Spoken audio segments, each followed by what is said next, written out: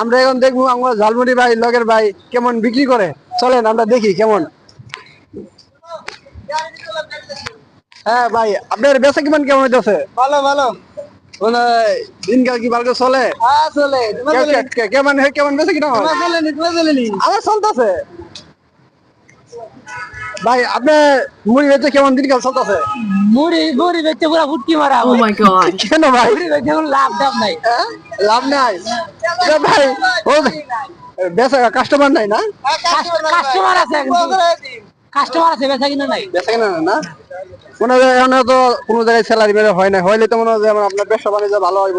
এখন তো মনে হয় স্যালারি বেড়ে খাইব কি? খাইবো ভিক্ষা করে আইনে খাইবো।